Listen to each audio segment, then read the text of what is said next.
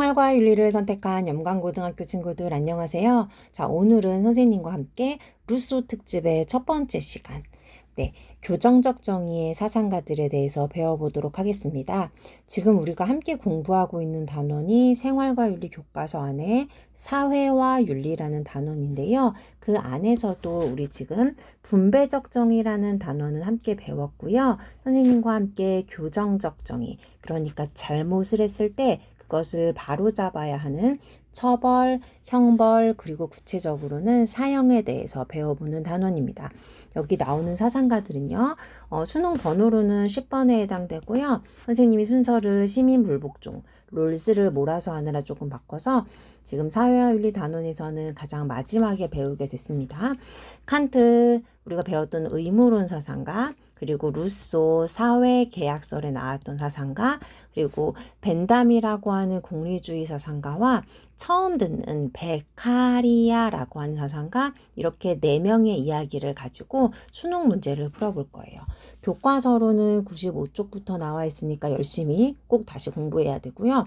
수특의 자료를 포함해서 선생님이 모의고사 그리고 수능 문제를 맞출 수 있게 수업을 준비했습니다. 자, 요즘 수능은요, 이렇게 문제가 나오더라고요. 형벌이란 무엇인가? 그리고 형벌 안에 들어가는 이제 사형이죠. 사람을 죽인 죄에 대해서 그 사람의 목숨을 빼앗는 벌. 그리고 법은 무엇인가? 그 사형이라고 하는 것이 법으로서 규정되어 있기 때문에 또 법적이면서 사적인 보복이 아니니까 공적이면서 또 정의를 실현해야 되는 것이면서 또 작은 죄에 대해서는 작은 벌, 그리고 큰 벌에 대해서는 큰 벌, 비례에 맞게 처벌을 해야 된다라고 하는 이러한 일반적인 얘기들도 요즘 수능에서 물어보더라고요. 그래서 선생님이 이렇게 제목을 다시 한번 강조하고 있는 부분이고요.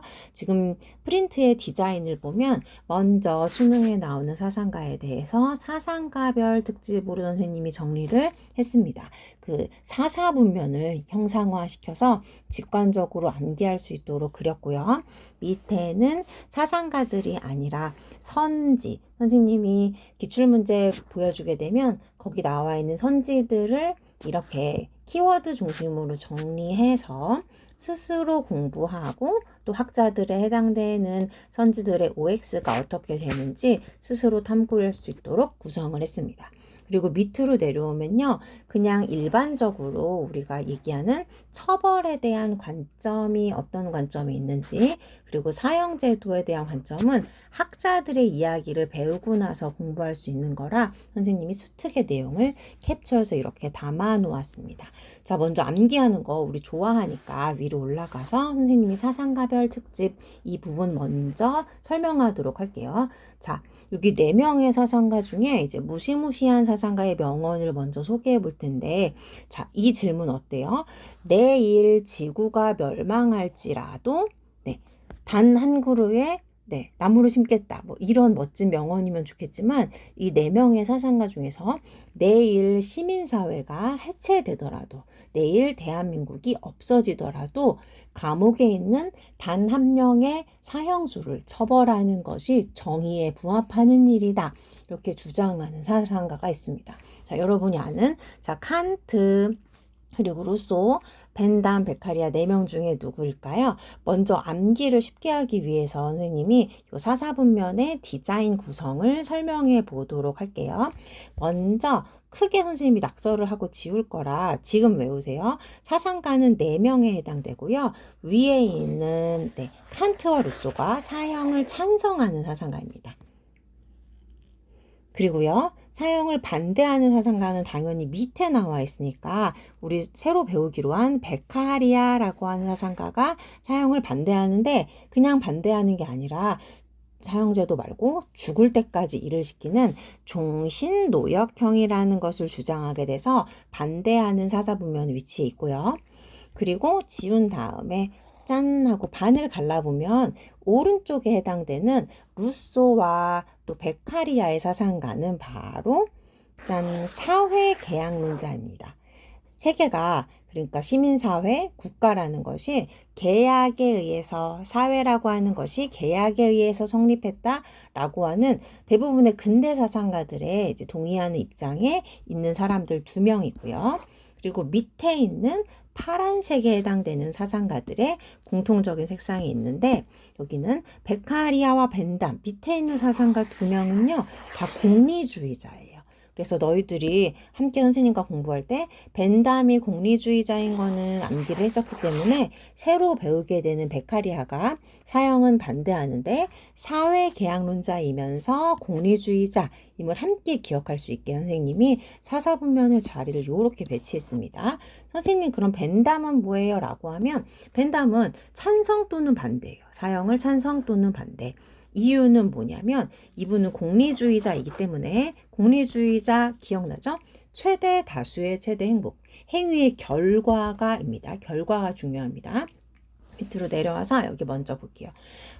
범죄를 먼저 예방하고 억제하는 것에 처벌이나 형벌의 사형의 효과가 중요하기 때문에 그 범죄를 저지른 범죄자 자체를 교화시키는 것과 또 범죄를 저지르진 않았지만 그걸 보면서 나 범죄 저지르면 안 되겠다라고 생각하는 일반 시민들을 예방하는 효과까지 누리려면 공리주의자들은 어떤 경우에는 사형을 찬성하고요. 어떤 경우에는 사형을 반대합니다. 네, 그 제도, 처벌, 사형으로 인해서 효과가 말이죠. 그 부분, 결과가 이 부분을 더 생각하게 되는 것이죠. 그래서 밑으로 내려와 있는 형벌에 대한 명언을 또 정리했는데 선생님이 모든 것을 다 이렇게 정리하지 않아서 여기는 명언이 좀 위주로 있고요. 오른쪽에 베카리아는 형벌 자체에 대해서 비교한 내용들이 있어가지고 선생님이 벤담의 내용 중에서 형벌의 명언을 먼저 살펴보겠습니다. 여러분이 다 아는 그 최대 다수의 최대 행복과 관련된 얘기예요. 자, 형벌은 그 자체로 악이다. 왜냐하면 따끔따끔하고 아프고 사람을 힘들게 하기 때문에 고통을 야기하기 때문에 형벌은 선이 아닙니다. 악입니다. 그리고 형벌은요, 다른 선이라고 하는 것을 촉진하는 수단에 해당되는데 예를 들면 범죄를 억제하고 예방하는 효과를 누리게 된다면 그것은 다른 선을 촉진하는 수단이다라고 설명할 수 있겠죠.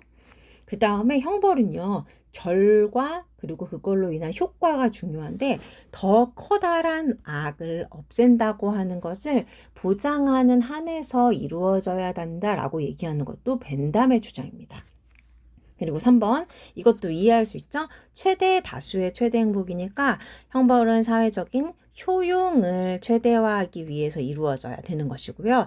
또 형벌은 사회 전체의 이익, 효용, 유용성 증진, 최대 다수의 최대 행복 공부할 때 우리 그 행위의 결과가 이익이 올라가게, 쾌락이 올라가게 해야 되니까 이 내용들은 선생님과 특별히 배우지 않아도 공리주의자 입장에서 형벌 그리고 사형을 이렇게 생각했겠구나 라고 여러분이 판단할 수 있는 내용입니다.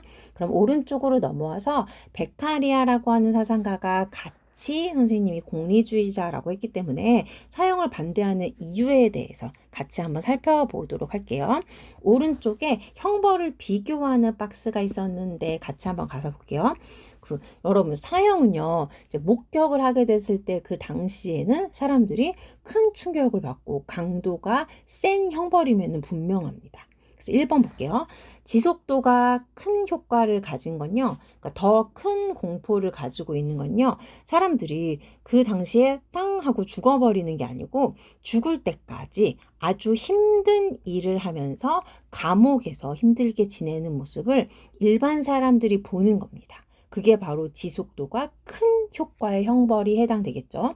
근데 사람들이 강렬한 인상을 가지고 한 번에 팜 하고 잘못한 사람입니다 하고 사형을 목격하게 되면요. 그거는 강렬한 인상, 강도 면에서는 더 큰 형벌임은 맞는데 효과가 작습니다. 근데 우리 어떤 효과가 필요해요? 공리주의자들은 바로 범죄를 예방하는 효과랑 억제하는 효과가 필요하고 또 범죄자가 교화되거나 또 일반 시민들이 그걸 목격하고 나 그러지 말아야지 라고 해야 되는데 그거는 그때 사형을 목격하고 그만 기억 속에서 사라져 버리는 거야. 그래서 비효과적인 형벌이라고 얘기하면서 사형은 효과가 아예 없는 것은 아니에요. 효과는 있습니다. 근데 효과가 작고 종신노역형이라고 하는 죽을 때까지 힘든 일을 끝까지 시키는 거죠. 누구한테? 범죄자한테. 그리고 교도소도 어디다가 짓냐면 사람들, 일반 시민들이 많이 목격할 수 있는 한 트리플 역세권 같은 곳에다가 교도소를 지고 사람을 죽인 사람들이 힘들게 평생 일하면서 사는 모습을 목격하도록 하는 것이 바로 지속도, 사람들의 범죄를 예방하는 큰 효과를 가질 수 있다라고 얘기하는 겁니다. 그래서 종신노역형을 주장하는 거예요. 효과가 없진 않지만 효과가 작은 사형보다는 공리주의자 입장에서 종신노역형을 주장하는 것입니다. 그리고 밑에 있는 선생님이 요런 사형은 이런 문장들은 말이지 문제 풀 때 도움이 되라고 이렇게 학자별로 정리를 한 것에 어떤 메모? 선생님의 사랑, 애정이니까 너무 이 부분들을 이렇게 집착해서 공부하지 말고 나중에 문제를 풀 때 그리고 원문을 보게 될 때 확인할 수 있는 반가운 용도로 여기서는 공부해 주세요. 나중에 문제를 풀면서는 다 이 내용들이 싹싹싹 어떤 내용인지 머릿속에 들어갈 거예요. 자, 사형은 사람을 빵 하고 죽이는 그 형벌은요, 한 시민에 대해서 국가가 전쟁을 치르는 것이다. 국가는 말이지 엄청나게 커다란 조직인데 그 커다란 힘을 가진 존재가 시민 한 명에 대해서 전쟁을 저지르는 것이다 라고 말하면서 인도주의적인 관점에서 사형을 반대합니다. 그렇지만 사형을 이제 안 한다기보다는 국가가 유용하다고 판단한 경우, 국가에서 공리주의자 입장에서 유용하다고 판단한 경우에는 베카리아가 한다는 것이 아니고요. 사형이라는 것을 정의 내렸을 때 국가가 유용하다, 쓸모있다 라고 판단한 경우에 한 명의 조그만 한 목숨을 가진 시민에 대해서 커다란 국가가 전쟁을 일으키는 것이다, 전쟁을 선언하는 것이다 라고 얘기를 하는 거예요. 여기다가 선생님이 전쟁에다가 주황색 표시를 한 이유는 여기 위에 올라가서 전쟁과 관련된 또 다른 명언이 있어서 위에 전쟁 여기 한 번 더 나와가지고 이따가 선생님이 확인하기 위해서 여기에 있는 전쟁에다가도 키워드 표시를 했습니다. 그리고 사사분면을 다시 한번 살펴보면 이렇게 사형을 찬성하는 두 명의 학자를 아직 배우지 않았지만 논리적으로 두 명의 공통점, 공리주의자의 공통점에서 사형을 벤담은 찬성할 수 있고 반대할 수 있고 베카리아는 반대하는 이유를 공리주의 입장에서 공부했습니다. 다음 시간에 사회계약론의 입장에서 베카리아가 사형을 반대하는 이유에 대해서 같이 살펴보면서 시작할 거라 다시 여기서부터 시작한다고 메모해 놓고 잠깐 쉬어서 가도록 할게요.